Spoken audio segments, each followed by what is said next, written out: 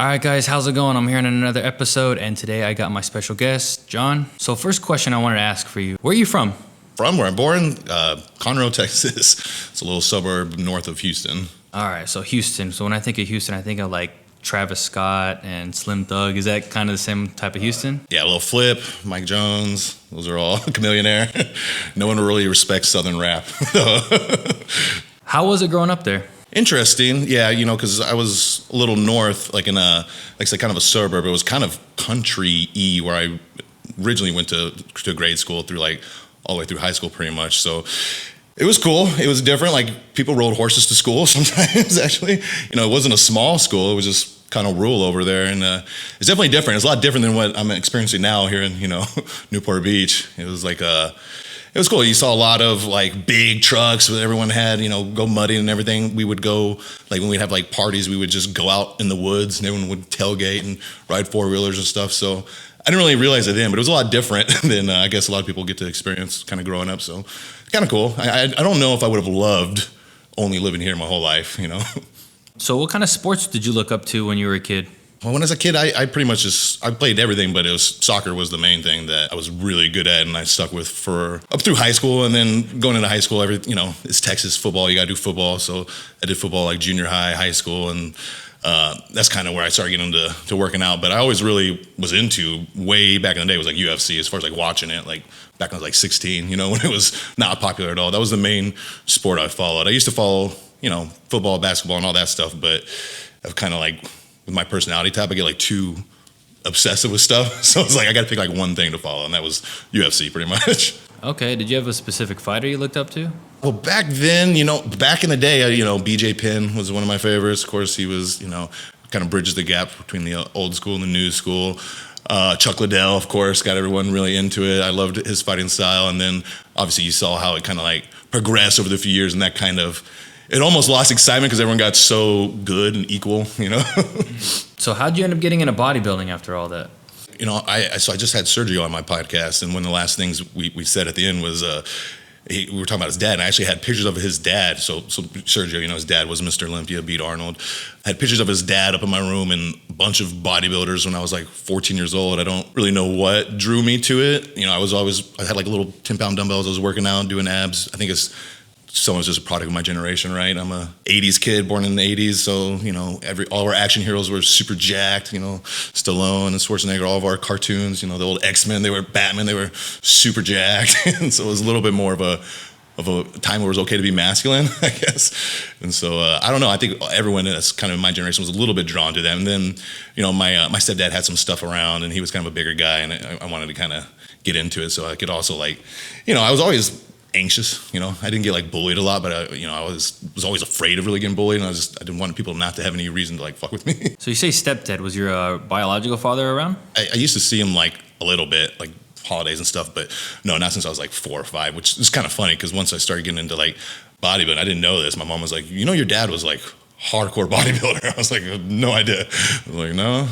So, but no, he no, I wouldn't even recognize him if I saw him. Okay, what makes you say that? Is he out on the street or something? No, I just been so long. 32 years, just one Christmas. I used to see him every Christmas, and then one Christmas didn't really get that call, and I was just what's going on? My mom was I don't know. So that was it. So now, I got 2 kids, so sometimes I'm I wonder, is he ever wonder about me or anything? Because I can't imagine not being a part of my kid's life. That's crazy, Yeah, so it's a good thing you pointed that out. Psychologically, how did you feel when you knew that was the last time you were going to see him? Well, I don't think you really know it as a kid. You don't really grasp it, and then just, time just goes by. You just kind of deal with it in ways that you maybe don't realize you're dealing with it, I guess. We can't really process things when you're that age. I think it takes a lot longer. You said you were 4 years old, right? Yeah, it was right where you kind of have memories, It was the last. I have a couple fuzzy memories of things, but yeah, probably about 4. Maybe it was 5. Okay, and was it pretty tragic when you found out, hey, he's just not coming back? No, he wasn't around anyways. It was birthdays and Christmases, so it was and apparently he wasn't a good guy at all. he was a very bad guy apparently. So it's probably better that he wasn't around so much. Okay, I get what you're saying. So, what do you define as a man? Well, it's an interesting question. It kind of changes too as you grow. Right now that I have a family, to me, being a man is being able to provide for them, and also being able to have an impact on not just them, but the outside surroundings, my environment. I feel like a lot of people tend to just kind of get in their little bubble, and they don't really think about influencing anything outside of that. And I think that's how we change everything. That's how, women do a lot too, but men shape the world in the past, and I think a lot of that is because that's our drive to be successful, whether it's for like external reasons, women, money, or whether it's internal driven. But I think part of being a man is just being driven to reach whatever your best level is that you can, whatever you see is attainable for yourself, and something that I've not always been the best at is, just being dependable, when you say, this is what I'm going to do, like that's it, Now, keeping your word and stuff, right? Yeah. When you got into bodybuilding and you ended up deciding to leave Texas to California, what was your thought process at that time? Like, how did that transition come into play? Well, I had my best friend was living out in Huntington Beach, and I graduated school in Lubbock. I was at Texas Tech, right? So I was just personal training and bartending, and I was saving money, but I was like, this is, it's not really fun being in a college town when you're not in college. You kind of, start being the older guy. And you're like, I don't know. So my buddies, two of my really good friends lived out here, and then one of their other roommate had to move back to Chicago, and we're just looking for another roommate because they had to fill that spot. And I came out and visited, and I knew at this point I was going to be in the fitness industry because I had, I graduated with my finance degree, and that was like 2008 when everything went to shit, right? So the whole world. So I was like, looking at jobs, and it was just, the market was terrible. So I was like, I'm not gonna take a pay cut. I'll keep training. It's way funner. And at that point, I kind of realized like, okay, this can be a career option because, growing up, like I said, I grew up, there wasn't social media or anything. So it's like maybe things would have been different. I didn't really see like fitness as like a real longevity, like I have a long career in it, like you see now, it can totally be a thing. So I got my degree in finance, and I was like, this ain't working, so I'll just hustle on this. And then no better place than Southern California, definitely better than Lubbock, Texas. So when I came and visited them, I just saw like how much different the lifestyle was here. Everyone's, riding their bikes, jogging, and so it's a lot more healthy lifestyle here. And I figured, the fitness industry is huge, so this is probably the best shot to make it out here. And it was always my goal, honestly, to get out to Orange County after watching Newport, what is it, the OC, right? Whenever I was a kid, I always wanted to get out here. They glamorized it so much, so I was glad I was able to make it happen. Yeah, because you were in high school when that show was around. Yeah, too, right? yeah. I get what you mean. Like sophomore, yeah. I remember being in junior high school when that show came around, and I'm like, oh, it's Newport Beach. And I think when I leave out of here, everybody assumes that that's kind of the lifestyle I lived. Where I'm like, I grew up in Anaheim, it's like a suburb. But to them, they just thought, it's like, oh, yeah, your next door neighbor is like one of those kids. I'm like, nah, we weren't that rich. Yeah, I know. But those kids down the street, actually. Yeah, well, right around here, yeah. It's crazy to see the kind of different levels of most people that train obviously are going to be pretty well off, and anywhere you live, there are going to be well off people. But here, it's just a totally different tax bracket. And like where I grew up, in Anaheim, I just remember being a kid, and I didn't really study too much about the gym I went to. I was about 15, and I did high school wrestling, so one of the kids that was on the team, he's like, yo, there's this gym called Coliseum Gym, we gotta go. And I'm just like, all right, cool. And I go there, and it's like this huge gym of just old beat up dumbbells, and I just saw everybody like they're just jacked, and there's pictures of like all these bodybuilders that go there. They have the dungeon section, right? Yeah, exactly. That's what it was. And I just remember seeing these dudes that were just so huge, and I didn't really understand how they got there. I thought it was all supplements and stuff. I'm just like, I thought steroids was just something that was like on TV and stuff. But you see all these dudes where like there's pictures of like Sean Ray and all these old school bodybuilders. The only one I really knew was Sean Ray because his picture was on another high school's like Hall of Fame. Yeah, he's from Fullerton, yeah. So he went to El Dorado High School, and I was like, oh, okay, like that's kind of how I found out who that guy was. But then I saw him in there, and I'm like, okay, it's down the street. And all of us, as kids, we tend to think like, oh, this is going to be our legacy and whatever it is. Like, yeah, we go to the gym here, so we're going to end up like those guys as we get older. And I go there in the front of the gym, and the personal trainer, Hans, he's like, hey, we have like eviction notice, like you can't train today. And I'm like, what? And like you kind of said, like growing up in the, I'm born in '91, but the whole era of like masculinity and stuff, like it kind of came into play where I'm like, oh, this is like the beefy gym, like all these other gyms, like I don't know what that is, like 24-hour fitness, like it wasn't the same. There hasn't been another one since then in Orange County. So I'm just like, he's like, yeah, you got to go talk to this guy, and he's like, let's go to the Meridian Gym. I was like, all right, I guess if I can go work out there for free for right now, I'll go. And I remember going there, and I'm seeing people playing like I don't know what the sport's called, but it's like cricket or something, or like Badminton. badminton. And I'm like, what? Dude, I mean, I don't have anything against gay people or anything, but I'm like, this is fucking gay. Like at that era, you know, like the early 2000s, like that's just what the lingo was. Like, this is just fucking gay. Like, I don't want to do this. Like, I'm kind of pissed. But then I remember one of my other friends like, yeah, Gold's Gym's opening up. Like, there's a Gold's Gym where? It's like, oh, in Fullerton. I'm like, all right. So I go over there. You know, I Google map this and I'm like, oh, that's not even open yet. It's just like some like hole in the wall. And then I remember like, I don't remember who came up to me. They're just like, yeah, if you want to sign up, like, well, this is going to be the Gold's Gym. This is going to be the new thing. I have to make it work. Like, all right, cool. And I'm seeing pictures where I'm like, oh, okay. At the one that wasn't the little the pre-sale one where I'm pictures like, of who? What did we... I think it was like Frank Zane or like some bodybuilder. I'm like, oh, there's some bodybuilders. All right, this is better than 24 Hour Fitness. And then, you know, when the big gym opened, I'm like, oh, it's like a really clean gym. And that's where you kind of came up to me. You're like, hey, do you need a personal trainer? And in my mentality, I'm like, well, all the other trainers aren't like buff, but this guy's buffer than me. So he must know what he's doing. So I was like, all right, cool. And, you know, that's kind of sometimes that can backfire. Exactly. Now that I'm older and I've been around the block, I get it now where I'm like, oh, okay, it makes sense now. But as a kid, you're just like, I just want to figure out how to get buffer. Like, oh, how do you get girls to like you? Oh, get buff. All right, you're buff and girls still don't like you. Now what? Just get buffer. Yeah. You know, the other thing I picked up when I picked up bodybuilding was guitar. And that was to try to get girls. So I was like, these two things, if they don't get me laid, I don't know what will. Yeah, I remember like, oh, okay, cool. Now I'm at this Gold's Gym. And, you know, like, I remember meeting all these other people, but was that your first, like, was that the first place you decided to work at was Gold's Gym?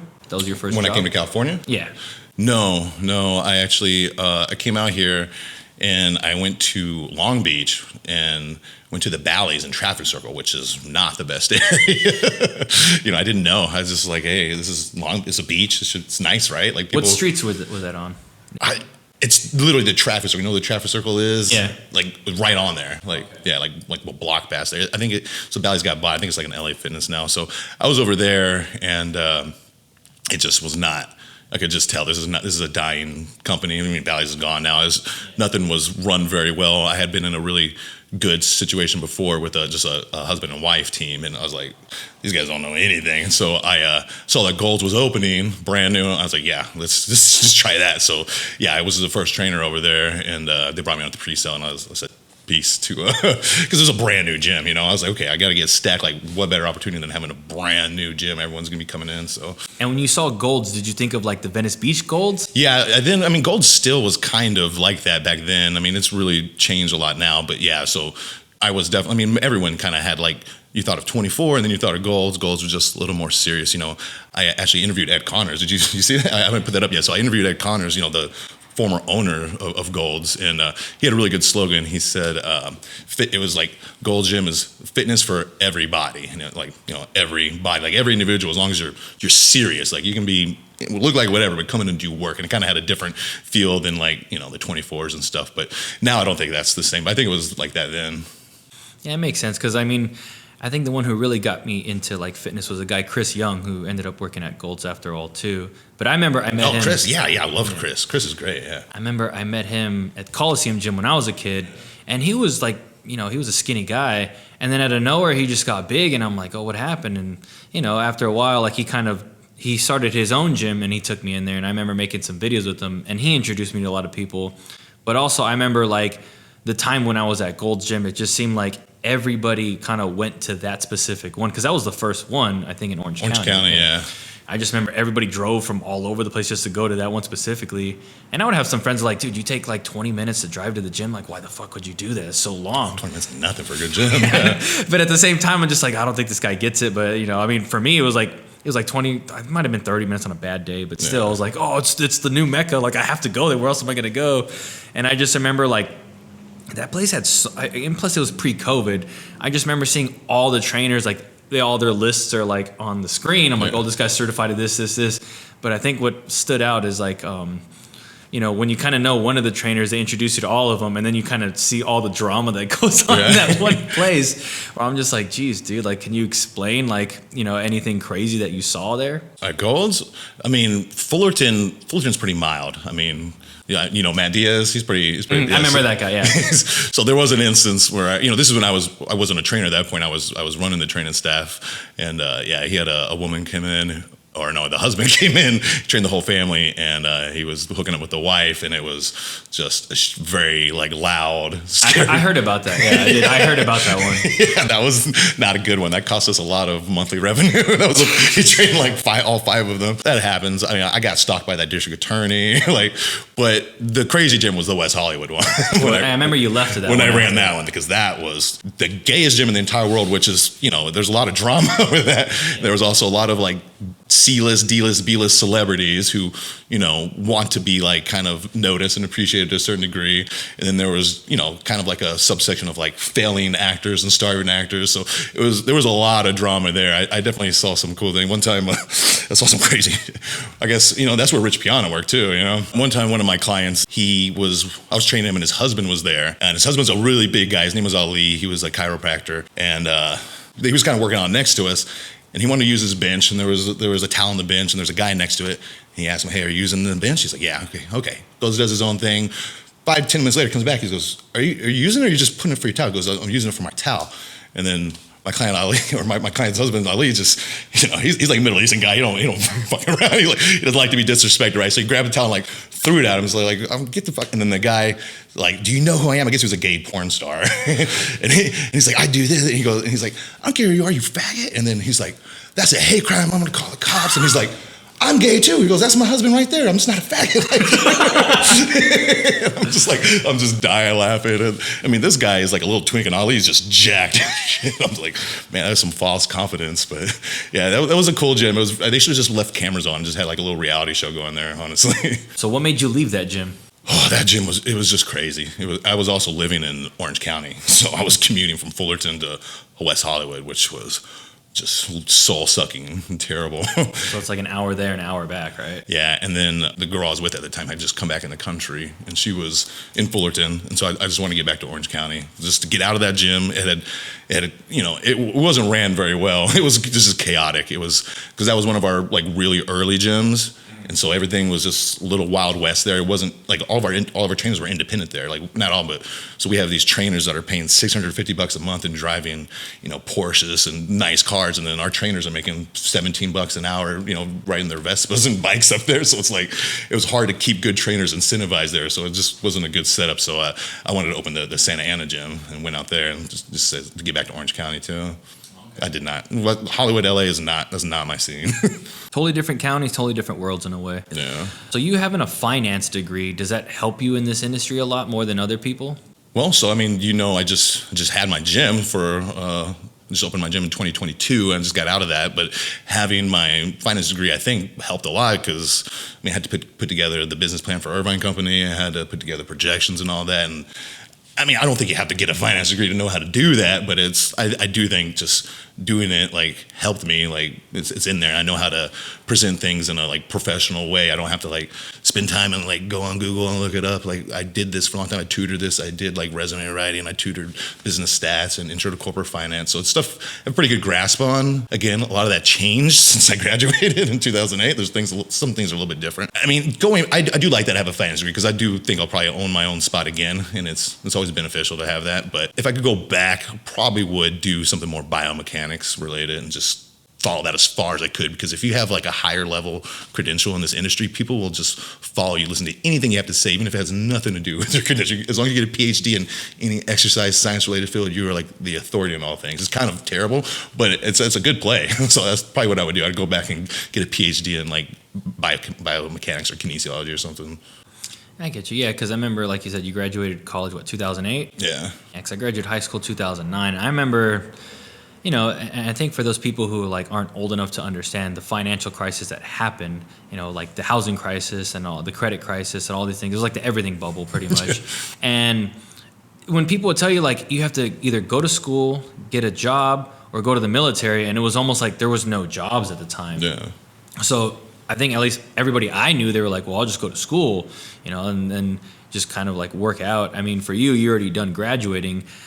What was going through your head where you're like, I got to get a job? And you're like, well, what's the first step? Well, luckily I had a pretty good training business going at that time, so I was able to save up pretty good money. I've always known I'm pretty intuitive at what I do, even when I didn't quite have the education I do now. So I've never lacked confidence in my ability to like make money and make it happen. So I think it just never really lacked. I don't have confidence in a lot of things, but with that, I always kind of felt like I can make it work. Oh, okay. When you started getting into fitness, where was like the first place you kind of looked into? Like, how did you come across wanting to be a trainer? Like I said, I mean, literally when I was like in 5th or 6th grade, I used to make my friends work out when they'd come stay at my house. They'd be like, shit, we're not going to go to John's. He's going to make us do that dumbbell flies and all that. But when I was 16, I was playing football, and I realized I don't like football. I just like working out. I'm going to quit this. Like, football sucks. And I remember one time, actually my coach said that, because they were programming just terrible workouts for us. It was like full body, max effort every day. And I'm like, okay, you don't have to be a genius to know you need a little recovery time. So I wouldn't do them. I would put the bar and I would do. How important is recovery to you? Like, is that very important? It's everything. Yeah, if you can't recover, you can't rebuild. You know, that's the whole point. I mean, that's the whole thing. Like, if we could recover more, you could train as hard as you could. If you could eat enough and sleep enough, you could just work your ass off as hard as you can every day. But we can't eat or sleep enough. And I would. So I remember one time he was just like, Warren, if you just want to work out, just come after school. You don't have to be on the football team. And I was like, you're right. And he's like, no, that's not what I was saying. I was like, because that was pretty good. I just didn't like it. And I was like, no, you're exactly right. Let's quit this. So what I used to do, there was like a group of like 4 guys. They were actually a year ahead of me. I was kind of that in shape kid then, you know.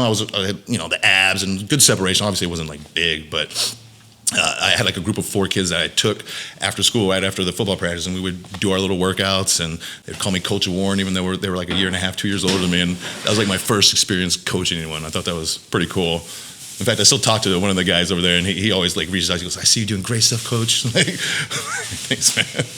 What was your first show like? That I competed in? Yeah, like you competed in. You know, actually, I was getting ready for a show when I was 19. The Branch Warren Classic in Lubbock. I was going to do the teen division, and I ended up dropping out. I wasn't able to do it. So I didn't even think about competing again until I was 27, and that's when I did the Excalibur. Did you ever ask your family if you were related to Branch Warren? No.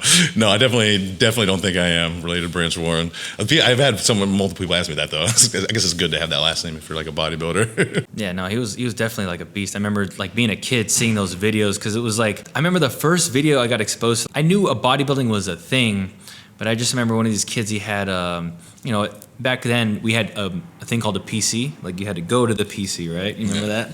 And there was like some LimeWire video he showed me of Ronnie Coleman, and I'm like, what the fuck is that? That's a person? Like, that's real? And you just hear him, and I'm like, yo, what is going on? But he would always work out with Branch Warren too, and that's how I remember. I'm like, oh, like all these guys just look like that. Like, how do they get like that? You know, but like when you said, you know, Branch Warren, I'm like, I just kind of made me. Well, they don't all look like Branch and John and Ronnie. It's pretty. And then, you know, Johnny Jackson, you know him too. You always train with them. Yeah, I mean, that's a level of density from the way that they lift. They have a different look than certain, like Phil Heath. You know Phil Heath, right? Yeah, looks awesome, but he's like bubbly and pretty. Like, they're like gnarly. Those guys were nuts. I mean, I just remember seeing, because that's what I thought, like, you know, Coliseum gym looked like too. And I'm like, yo, there's like this gym, just dirty, dusty weights. Dude's just like repping 200 dumbbells, and I'm like, 200-pound dumbbells, like I can't even, I don't know, like it's one arm each. You just, but I just remember, you know, being a kid thinking that like, oh, that's one day that like we're all gonna have to. That's what we thrive for. Everybody used to watch those pre-workout, him doing the front squat with, was it like 720? I forget, something crazy. Was that something you were into as a kid? Was just trying to lift as heavy as you possibly could, or you just were more straight into like the look of bodybuilding? I always liked to be strong. I was a power lifter, but I also was intuitive enough to know that like just because I can push more weight, like it doesn't really feel like more on the muscle, you know? And like now I understand all the things of that, like keeping a stack and making sure you're not too compressed and you're getting like scapular rhythm on your thorax. But, you know, I didn't know that at the time. I just know I feel more in my muscle if I don't do it weird and like arch and do kind of weird stuff, even though it can lift more. So I actually hated it for a while because I would like use such good technique, and like my friends would be lifting the same weight as me all shitty, and they'd be like, yeah, I'm like the same strength. But, you know, over time, my physique looked a lot different. I got stronger. And then, you know, when I did powerlifting, you have to do certain things to hit those depths and stuff. So it's not like I was like able to like keep a perfect stack. You have to go into, you know, pretty excessive extension on some of that. But I think it didn't throw me out of whack because I didn't really do it during my bodybuilding too. A lot of people train like a bodybuilder, train like a powerlifter when they should be trained like a bodybuilder, you know? So, would you consider bodybuilding a sport? No, because it's like it's everything. It's just, I mean, bodybuilding's just like not a sport, and then the actual contest is like a pageant. I mean, it really is. It's definitely not a sport. I get you on that one. Yeah, because I kind of always saw it similar where I'm like, yeah, you kind of got to go out there. They base you on like physique. And sometimes I remember seeing people dancing up there and I'm like, Well, like the fitness, if you did the fitness division, the women, that one I would say is a sport because they get graded off of physical stuff that they do. You know, they only get 1/3 of their score off of their physique. But every other division, it's just straight pageantry. I can't remember exactly what guy told me this, but he's like, yeah, give them a ball. They can't run the ball. Like most guys hate cardio anyways, to be honest with you. I thought it was kind of funny. I just never thought about those things where you just, when you're a kid, you're just like, oh yeah, just give Ronnie Coleman some football gear and just let's have him run. And but he's like, he only did that, or I think one video he explained, he's like, he only went to bodybuilding because he didn't go to the NFL. Yeah. I'm like kind of confused. I'm like, well, can he go now? Like, like he's lifting heavy weight. Like, yeah, well, it's just athletic wise. I don't know how well they perform. Yeah, I mean, there's different genetic things, right? Like he's really good at putting on muscle, but some of these genetic freaks in the NFL, they might be just as good or better if they're making money, playing football. So when you kind of first came to Orange County, what was the cultural difference? Like, was it completely different when you talked to people around here than it was in Texas? Well, when I was in Fullerton, I had never really been around Asians. We had one Vietnamese kid in my school. So Fullerton was like really highly Korean over there. So that was interesting. I learned to like Asians. and my son is half Taiwanese. So that was cool. And then more when I was in LA, I noticed more of a difference just because people were like so like, I don't know, like in their own world. In Texas, like even if you're just walking down the street, like someone will like at least smile at you. Usually a lot of times they'll like wave or say hello and stuff. In like LA, it was like if you like talk to someone, they'd be like, "What's this fucking weirdo doing?" It's a little different. Out here, when I went into Huntington, it was a totally different vibe, just because Huntington's its own thing. I don't think it's like a lot of anywhere else. Definitely not like where I came from, but definitely LA. I noticed way more of a difference from the southern hospitality. Like, did you feel out of place at all, or did you feel like you fit right in? Well, when I came here, my best friends were here, so I felt pretty in place with them. When I was in LA, I literally just worked and worked and worked. So I felt like I didn't belong there, but I was just hustling. So it's like I didn't really like experience too much there. But I could tell that this was not somewhere where I want to like be long term. I get what you mean on that one, yeah. Because I remember. Well, first I was born and raised in LA till I was about, I'd say like 7 or 8, and then we moved to Orange County, and then I went back, and I'm like, yeah, like I always kind of felt like this is where you want to go, like you want to go there, and then after I went there, I'm like, okay, now I see why they wanted to move out. Like, yeah. It's just more of like, okay, trying to find a parking spot was just like the most annoying thing possible. I remember. Well, I didn't have to deal with the parking where I lived at, luckily, but when I would go see other people, I'm like, oh, dude, where do you park? They're like, we don't. Like, where's public transportation? We don't do that either. I'm like, how do you guys get around? We just sit and drive. I was just like, dude. Yeah, because I was a Lyft driver. Oh, I mean, I still do Lyft here and there, but I've done it for like 10 years, so I know where everything's at. And it just trips you out where like you see the underbelly of like everything, like Orange County, LA, San Diego, Inland Empire, San Bernardino. Like I know where everything is. And, I think that opened my eyes a lot too, where I was just like going around and seeing all this where I'm like, dude, I grew up around here, but it's just California is so big compared to other places. Like even though like Texas and Alaska are bigger, but it's not like I kind of thought everything was like California, and I grew up here. Well, like LA is like sprawling, like it's so dense, and like if you count like the greater LA area, like that's something that's not a lot of places. Like New York is super concentrated, Chicago, Houston, LA is like very spread.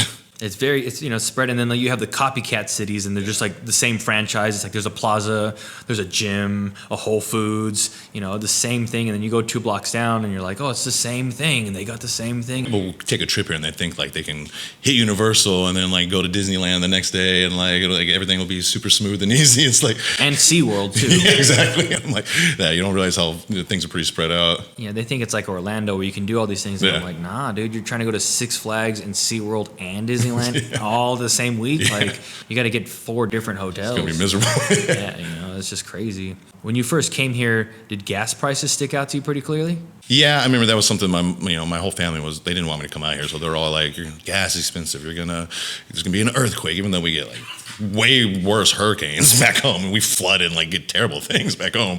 Haven't experienced anything bad here really, but yeah, no, that's something they still say. Like the first thing when I go home, I'm always like, what's gas there? I went there in 2020, And yeah, the first thing I saw gas was like $1.12, and I'm like, bro, I've never seen. Jeez, that must have been pretty low. I don't remember what no name. I do remember gas it is. dropped really low right around then. Yeah. I just remember seeing it. I'm like, dude, I took a picture of it. I'm like, dude, I haven't seen this since I was like in the 90s, like growing up in the 90s. Like I saw it that cheap, but I mean, I never bought gas at that time, so it didn't really think to me. But I'm like, I'll never see gas as cheap ever. I gotta go get this now. I mean, now they're complaining. I think it's like what, like $2, $3 or something, give or take. But to them, that's expensive. To us, it's just like, yeah, I don't think I've ever seen it lower than $3. Only in 2008 for like that one little section where it was just dropped to like $2. But that was for like 2-3 months, and then economy started kind of picking up again. People were like, yeah, my credit card works now. Oh, okay. Yeah, interest rates are lower than they've ever been. Like, oh, you have to pay this back? Like, yeah. Well, if you don't pay it back, just get another one. Oh, okay, yeah. No, it's like nothing changed at that time. And then like all of a sudden jobs were around, and I'm like, okay, cool. Like, and then gas prices kind of went to the same. Yeah, I can never, after doing my commute, said I'd never live further than 8 minutes away. I don't think I've lived further than 8 minutes away from my job since 2013. So when times are tough and you're just like, fuck, I got a bad, you work so much and you don't feel like working out, is that a struggle you deal with where you just still push through and you work out? I've been doing it for 22 years, right? So it's like motivation is not really even a thing. It's just what you do. It's very rare for me to get amped up and be like, yeah, like if I'm in the right gym atmosphere sometimes. Like it's so rare for me to like when you're young, right? You go off of emotion and you're like so pumped up and you're listening to the pump music. It's like now it's like I'm so connected to like my body, like almost doing that almost takes away in a way. So I don't have to really get amped up. And I do listen to my body better now probably than in the past, where if I just don't feel like it, like my body really, I just won't, because that's not something that. Again, it's not like a motivation thing for me. So if I'm feeling that way, usually I need to recover a little bit more, whether I didn't sleep or I'm just stressing or my diet was off or something. I mean, that's how it is for pretty much anyone. Not that I'm like a professional bodybuilder or anything, but anyone who's like in it, like that's kind of how it is. Yeah, for those people who aren't in it, can you explain like your first experience, like, the diet, how to fund it, like 16 weeks or 18 weeks, how long it took you to prep? When I did my show? Yeah. You can do it cheap. You just don't get as good as food, right? So it's like you can get ground turkey is 99% or 98%, or you can get, like a lean tenderloin steak that's got like 3 or 4 grams of fat. There's just a big price difference. So, I mean, you can definitely do it on a budget. What if you go get Costco chicken and you just eat those? Is that pretty much just as good? I mean, yeah, it just depends. Like, I mean, I think it's good to get a varied amount of like protein sources just for the different, micronutrients and stuff. But yeah, I mean, it's all the same stuff, right? It's basic. But whenever I was like, so when I was first doing, I was like 16, I'd have to buy my own stuff. And so I would like go to Walmart with like $25 and it would just be tuna, eggs, ground beef. You can do it pretty cheap. Rice is cheap. Potatoes are cheap. It's not like an expensive lifestyle unless you want to make it one. Because sometimes I'll run into some of the people like, you don't know what they fed those chickens and stuff. Like, is that something that concerns you? I mean, I try to stay as natural as possible with stuff. I definitely do like the free range, but I'm not as fanatical about it as maybe I would have been in the past. I definitely try to do wild caught and grass fed, but I'll also like, as soon as we get done, I'm gonna eat Five Guys. So it's like I do, most of everything perfect, and then I'm scheduled a refeed anyway from Five Guys, so it's technically not a cheat. But I think that it's like for normal people, like 80% rule is really what you should follow, and then you can still like live your life. Even I pretty much follow 80. If I'm not getting ready for a show, I'm doing an 80-20 myself, at least when it comes to diet. Like, so what does 80-20 mean? Like 80% on track, perfect, and then 20% have a little bit of leeway. Obviously, don't be like a crazy asshole with it, but you don't have to be perfect. I go out eating Krispy Kreme and getting. Well, I mean, depends how many. You can do more when you've got more lean muscle too, right? So it's like I've had quite a bit of Krispy Kremes in my lifetime and been pretty lean with it, but that's my body composition. So if you do it in moderation for yourself, I think, again, I used to be pretty fanatical about things. I didn't have gluten for maybe like 8 years. And, not that I think that gluten's like great for you, but I think that a lot of us, we like to be, especially kind of like me in some ways, like I'm almost contrarian by nature. So I have to like check that and make sure that I'm like not questioning something just to question it. And I'm doing it because, okay, it actually like makes sense. What made you want to not be around gluten or like eat gluten in general at that time? I've had a lot of stomach issues like my whole life. And I also was just, I was just feeling super fatigued and tired, and a lot of it was probably more lifestyle than anything. That's when I was commuting and just miserable. Is when I started it, and I did feel better, but I also think like your stress factors into that a lot, and like what else is going on. I think if you're like just cortisol is just super elevated because you're stressed from like outside stuff, I think that affects what you can intake in your body too. So now it's like I don't go crazy. I don't have a ton of gluten, but I have like a little bit of gluten every day, and honestly my digestion's like better for it. And I haven't had like anything negative. I do think sometimes if you go like overboard, you can create issues, and I think that's maybe what I did, and I cleaned it up, and I don't have that much issues anymore. But I probably could have like definitely reintroduced gluten way sooner than I did. Okay, see, that makes sense. And you got a show coming up next, right? 14 weeks, yeah. 15 weeks, okay. Yeah. What's the hardest part about the competition? Is it the diet? Is it working out? I would say it's trying. I mean, none of that's hard. The hard thing is to like be present for the people that are important in your life. Like diet and training, I can do that all day, but it's like I got kids and I got a girl, and like that is something that is really, especially because I'm trying to turn pro. It's different if you're just like, let's just do a show for fun. Like could impact my career and stuff. So I have to kind of prioritize it, and I also have to make sure that I'm like, even though I'm prioritizing it, it's not taking over everything.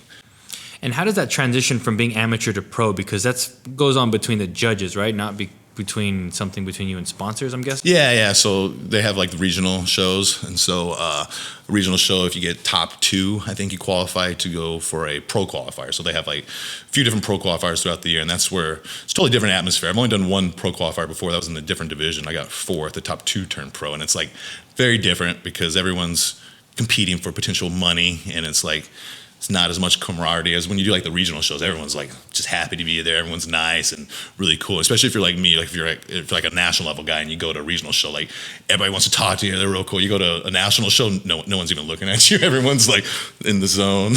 So what would be the difference like in the lifestyle of like someone who's a pro and an amateur? Like does your life suddenly just get easier? Money's just coming in? No, most bodybuilders don't make money.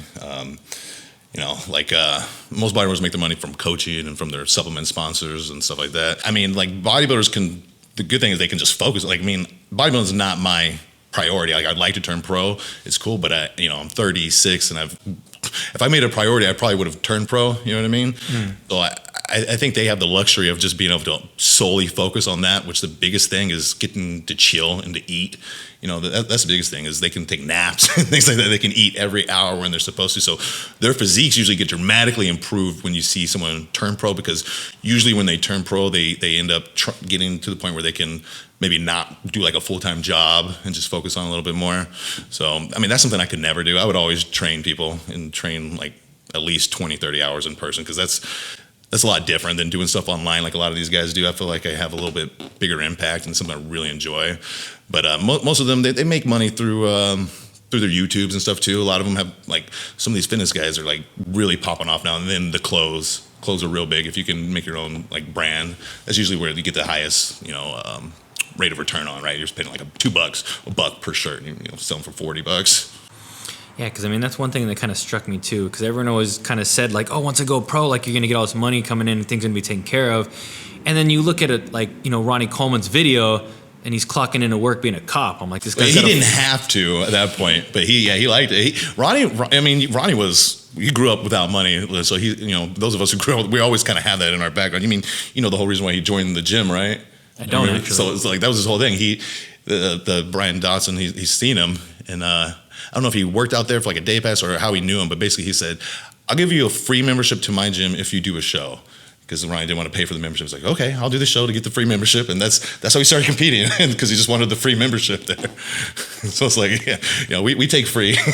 Oh, okay. Yeah, I didn't know that. I just remember like watching his video where it's just like, they say 10 years, overnight success happens after like 10 years. I don't know the exact type of thing, but I kind of saw where I'm like, oh, this guy's at his peak. I think that was probably like his 5th or 6th time he won Mr. Olympia when that was filmed, whatever it was. But yeah, I just remember seeing him like, yeah, I gotta go be a cop, and I'm like, just looking huge in his uniform. And I just remember like all these people complaining like, yeah, I need to get money for a sponsor. I'm like, dude, this guy's still clocking into a full-time job and going to the gym and like being pro, like just dominating. Like, he would take off during the Olympia preps. He wouldn't work like at all hardly during that 4 months. But yeah, Olympia prep is all year. It's not just those 4 months. So that's hard to do. He was like in his 40s around that time, I think. I think that was probably like 2002 2 when that one came out. So he was probably almost 40. That's what kind of confused me too. Like as a kid, I thought you know when you're 16 you kind of think these genetics are never going to get over. Like you're just like, keep getting bigger and bigger and bigger. And for like, you know, once you kind of hit 25, your testosterone kind of like starts to naturally decrease.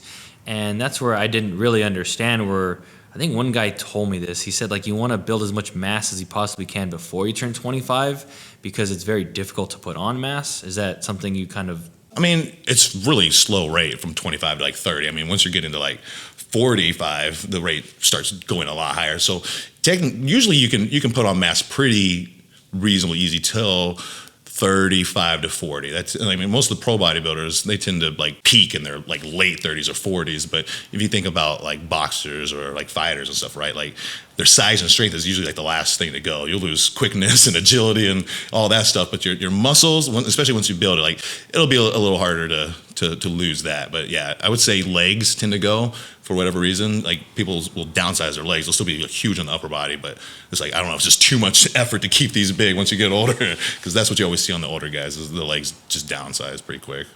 When you say recovery, I notice like as you get older, obviously it's more difficult to recover. Like you don't have a choice. You're just like, all right, either you're gonna do it or you're gonna get injured. Have you had to deal with any crazy injuries? Not in the gym, no. I just used to have the occasional like tight back and a little bit. Like I said, I was pretty intuitive, and then as I got a little more educated and I started understanding like your sacral rotation and your rib and pelvic position, like I don't really get any of that anymore. But I was always pretty intuitive. I would know like, you know, if I like tighten up something here, this feels a little bit better.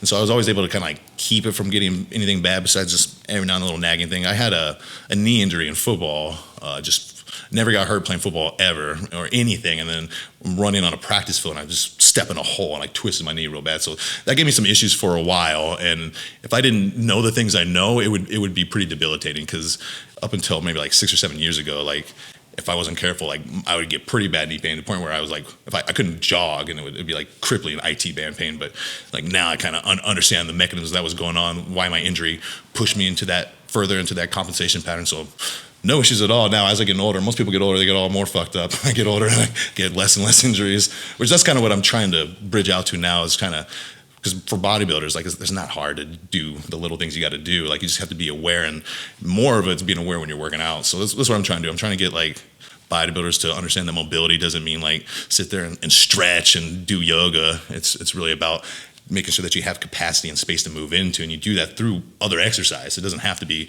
like sitting there and holding stretches. Very, very rarely will I sit there and hold a stretch. So I want to get that across, because I don't think mobility is understood at all by the bodybuilding world. And it can obviously help because you're not nursing injuries, you're not having to like scale back intensity or take time off, but it'll help with aesthetics a lot, separation and making sure that you build like that frame the right way.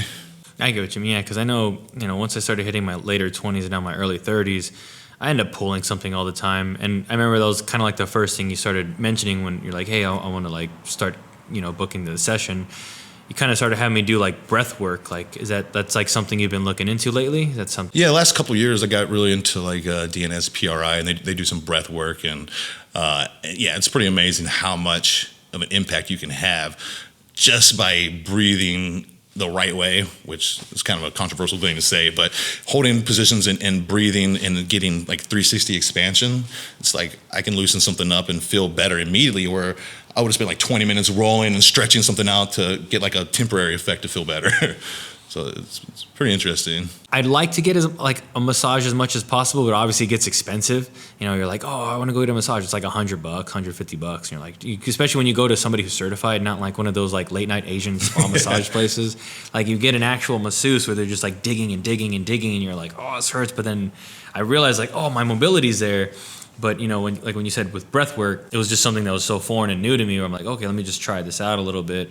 And you know, I think I kind of like the massage feeling. Like, do you kind of manual therapy is great too? Yeah, I mean, manual therapy can be good if you're super compressed and that's all you're doing. Sometimes it's not good because you're just digging in more and getting more compressed. So what happens like when you're breathing in, you breathe in right and you get this zone of apposition and you get 360 expansion, you're stretching from the inside out, right? You're pushing air and your diaphragm is kind of expanding against your thorax. So you're stretching that extended position a little bit. So you can't really replicate that, but yeah, manual therapy is great. I mean, I always do I don't do as much manual therapy as I used to do. I used to be manual therapy first. Now I only do it for people if they're like pretty close to what we call like an end game as far as compensation patterns, because it can give them improvement like right away, so it's immediate buy-in. But 90% of what I would do is say is positional breath work or correctional like gym exercises. So lately, these days, you've been kind of focusing more on this breathwork kind of thing.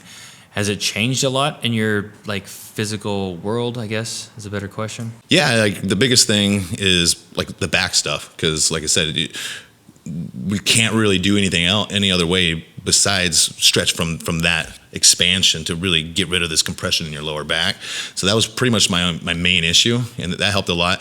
And it also helps with tons of like internal rotation of your shoulders and the internal rotation of your hips. So yeah, it makes it so that you don't have to really like do as much prep work either. You know, a lot of people will do like so many warm-ups trying to get it in. You know, if you get your body set really good, you can kind of just hit one warm-up and kind of go to it. Cause I've seen a lot of, you know, after being around, like having you train me here and there, I've noticed like a lot of your workouts are a lot different than everybody else's, because everyone just kind of like, all right, just do bench, deadlift, squat. Usually you're just kind of doing these like different types of like movements with just, I don't even know, what do you categorize that one? I remember you had me put the landmine? Yeah, the landmines. Like I've noticed seeing a lot of landmines, a lot of use of kettlebells, and then just kind of like, all right, you stand on one leg and then just kind of do this. What made you go that direction towards like the old school bodybuilding workouts like you would see like in those videos? Because I noticed your style is a whole lot different than things I'm used to. Yeah, well, it depends on the person. Like I coach a couple like pure bodybuilders, and I still have them do a lot of things that are not exactly bodybuilder-ish, but it's similar stuff. But I just do little subtle things. Like the reason I do a lot of that alternating stuff is to like promote expansion on one side, as one thing's getting compressed, the other side's reciprocating into expansion.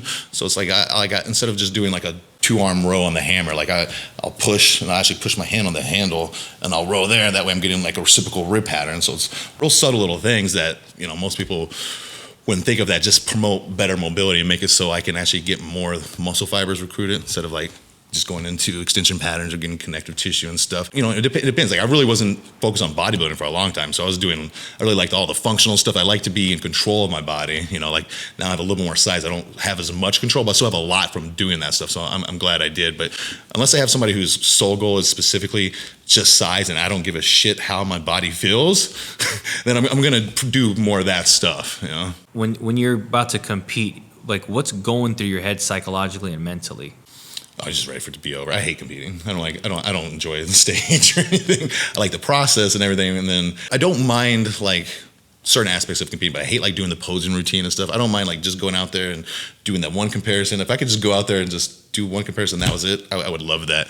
But I'm just ready for it to be over, because usually at that point you're like fatigued, you're tired, you're grumpy, and yeah, I mean, the first show I did, I actually felt really good, and I was like, you should feel really good during shows, and I won my class, but that was a novice class. And then like as I got higher, I was like, oh, you can't really feel really good and do really good. You're gonna feel pretty run down. Especially having a newborn right now. Your son is how old again? Well, my son's 5, my daughter's 6 months old. Yeah. Okay, I keep getting another. Yeah. Going to like, especially being a parent, and now you have a parent of 2. Is that transition been a lot more stressful than like if you didn't have kids? For my girl, like definitely for my girl, yeah. But yeah. I mean, like I said, the biggest thing is to try to think about being present. And like I don't want to, you know, my girl's only 6 months old. I want to make sure I see those first milestones and things like that. So that's something I'm really trying to do this time, is to, like I said, be as present as I can, and also just like, you know, be appreciative too. During prep, I feel like you get so focused on competition and everything that's like wrong with your body. Like, I don't look good at this and that. I think it's important to keep some kind of like positive, you know, outlook during this. So that's what I'm trying to do this time.